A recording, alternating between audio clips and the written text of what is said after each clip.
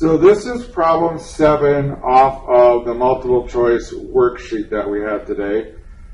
And what we were trying to do is figure out what exactly are the forces that are being exerted between the two boxes. Because each box is actually exerting a force. Okay, and I'm going to change my numbers a little bit from what I did in class just to make my life easier. I'm going to call this box 1, and I'm going to call this one box 2. So right here, there is a force that box 1 is exerting on box 2, and then the equal and opposite force here is the force that box 2 is exerting on box 1. And one of the things that we know about those two forces from Newton's third law is that they have to be equal and opposite. And this goes way back to when we first started talking about the third law. So these two forces are actually equal and opposite. So then if we take the first box, the 4 kilogram box, so I'm going to be drawing the free body diagram for the 4 kilogram box.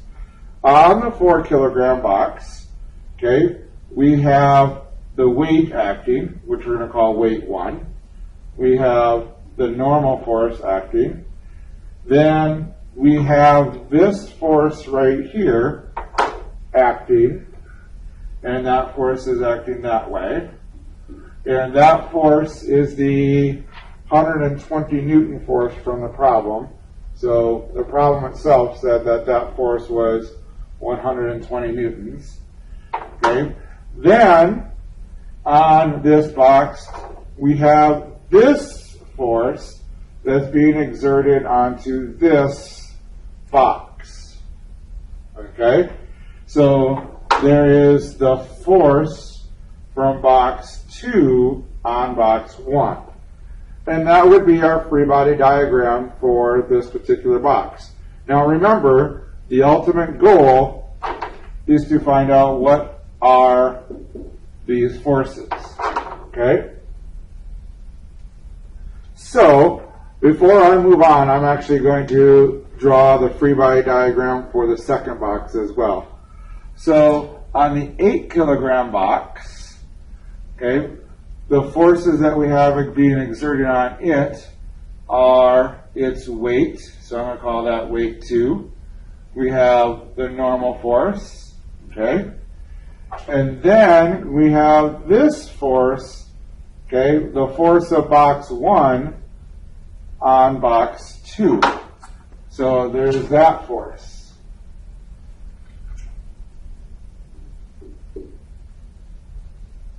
Okay.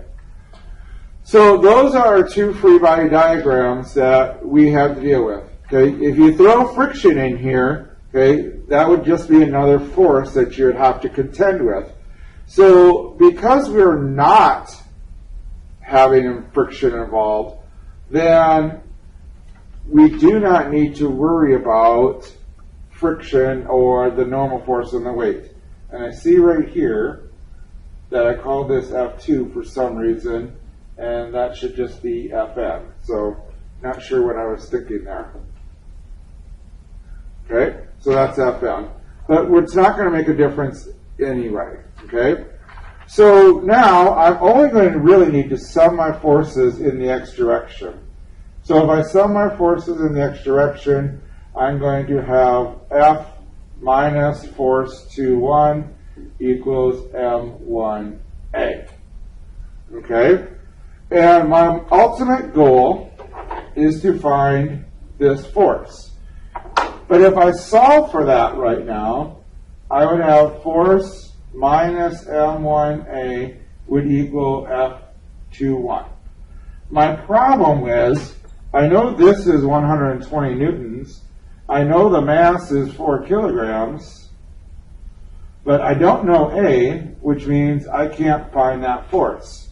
So I basically or essentially don't have enough information. So once I figure out that I don't have enough information, okay, then I have to go to my second picture. So I go to this picture and say, well, what can I get out of that particular picture? Okay?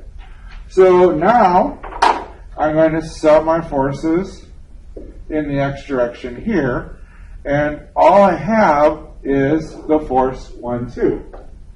So force 1, 2 equals M2A. So now I have force 1, 2 equals M2A. So I have this equation. But again, I don't have enough information to actually solve for anything.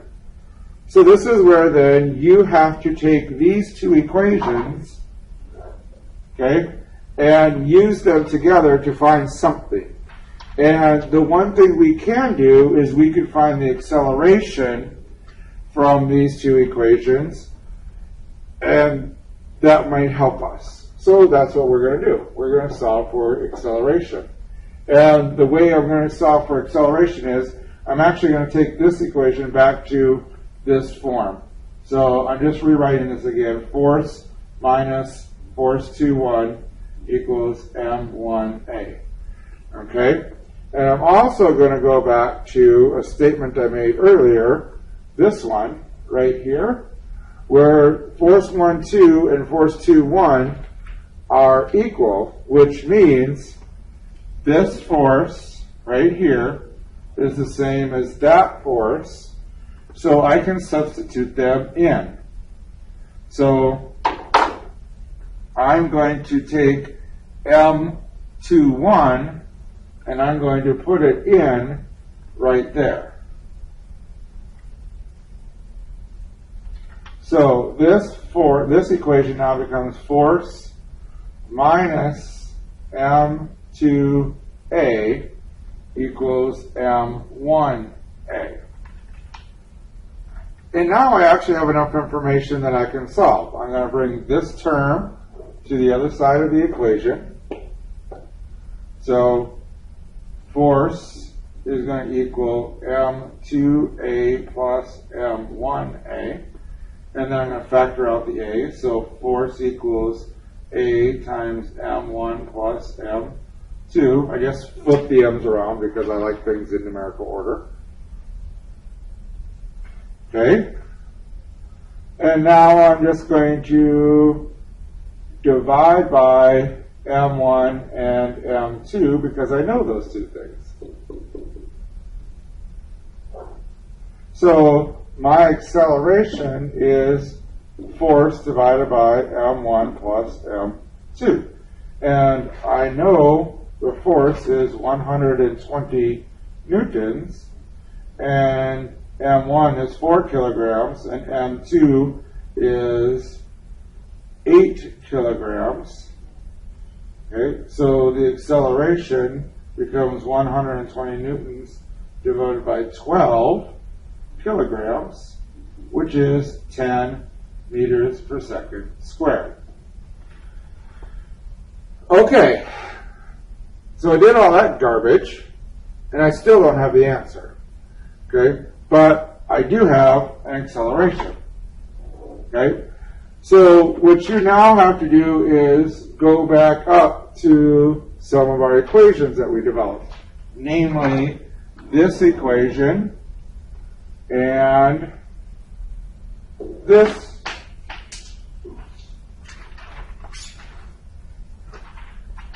And this equation.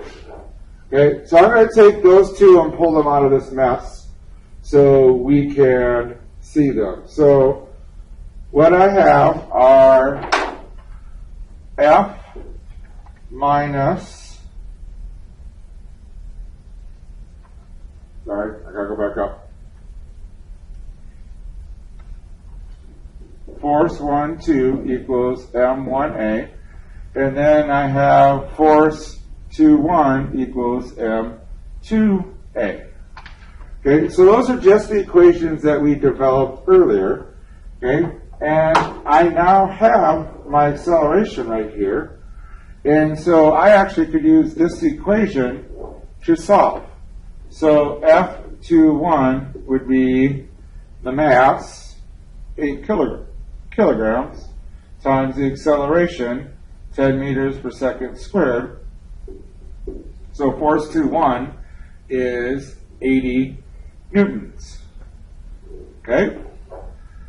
And since force 1-2 equals force 2-1, and that's ultimately what we're looking for, we have our answer. However, you have a check that you can do by using this equation. Because I could say force minus M1A should equal F12.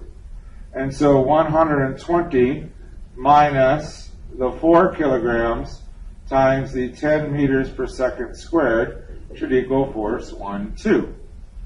And so this becomes 120 minus 40 equals force 1-2.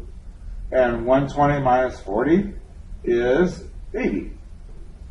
So you have an actual check that you can do to solve that problem. So I can't remember. I'm not sure if in class I said that that was 40. If I did, I'm sorry, I lied. The answer is D, 80. Okay?